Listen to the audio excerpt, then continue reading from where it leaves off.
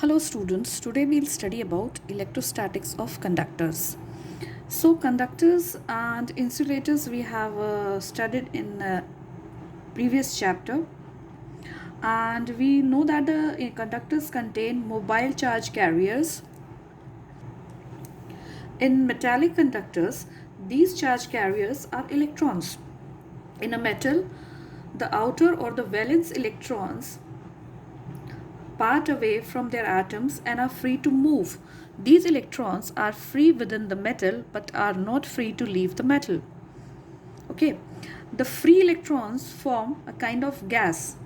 They collide with each other and with the ions and move randomly in different directions.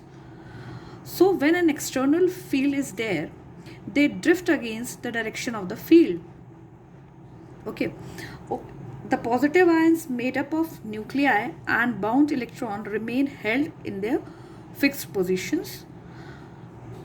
In case of electrolytic conductors, the charge carriers are both positive and negative ions. But the situation in this case is more involved. With the movement of the charge carriers is affected both by external electric field, also by the so-called chemical forces. So let us have some important results regarding the electrostatics of the conductors. So the first point is, inside a conductor, electrostatic field is zero, right? So whenever there is a conductor neutral or charged, there may also be an external electrostatic field. So in the static situation, when there is no current inside or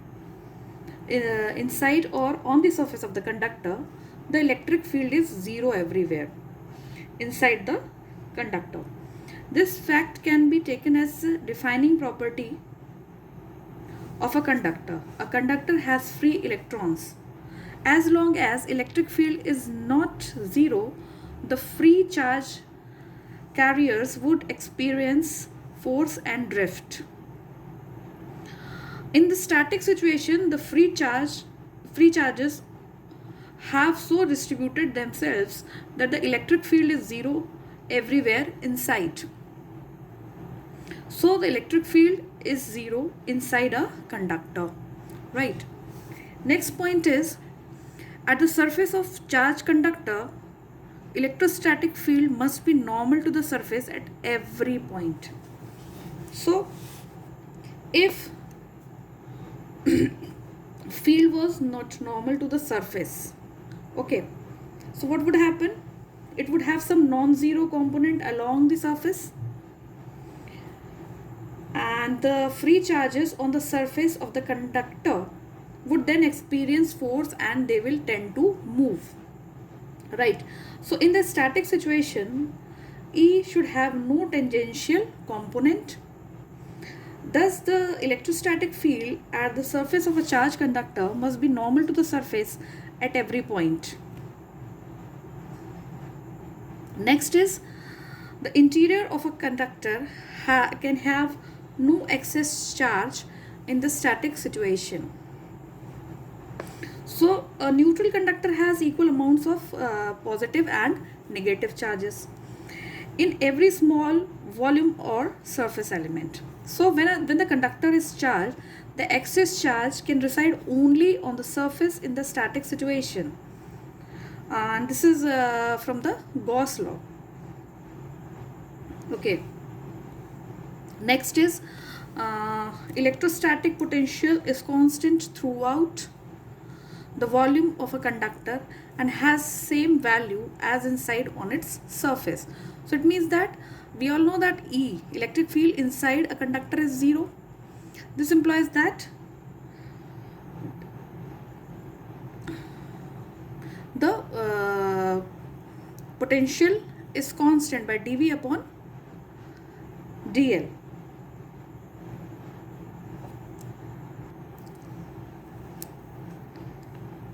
Next is electric field at the surface of a charged conductor.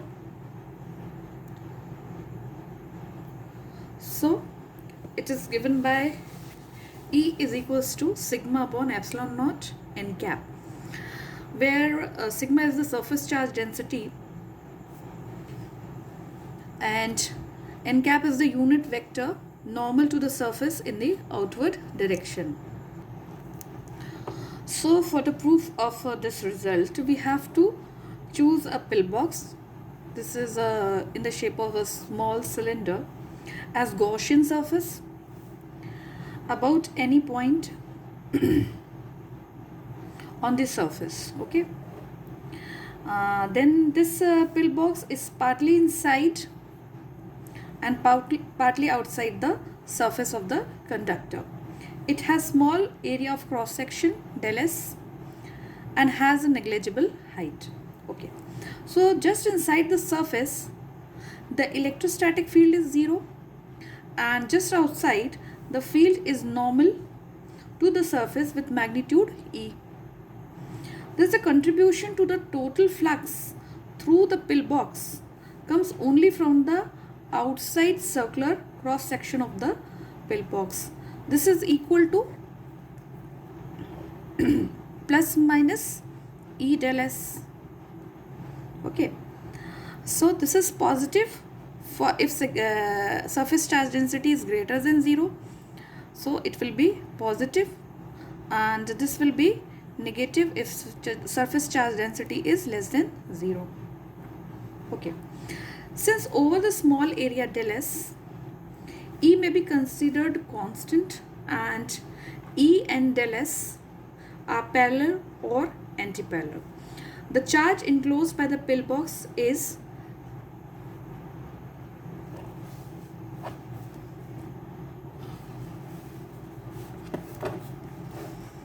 charge enclosed by pillbox will be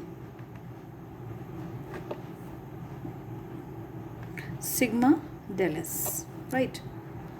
So by Gauss law,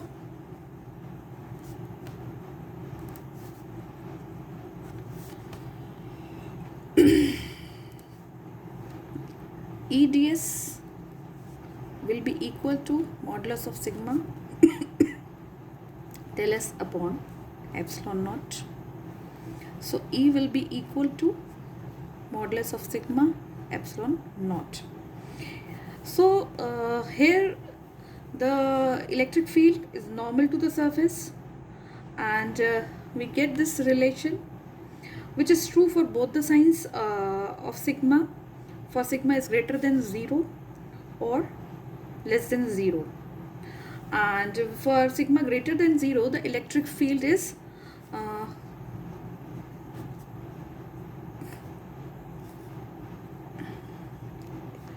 normal to the surface in the outward direction, and for sigma less than 0, E is normal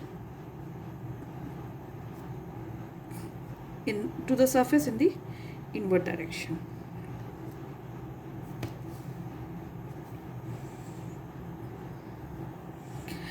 Next we will study about the electrostatic shielding or screening.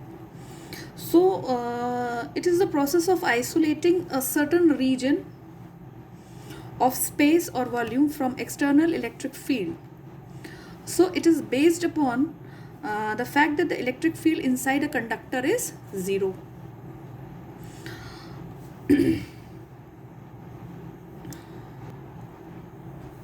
Thus, if there is a cavity in a conductor, the electric field inside the cavity is always 0, irrespective of nature and quantity of charge on the conductor, as well as presence of any external electric field.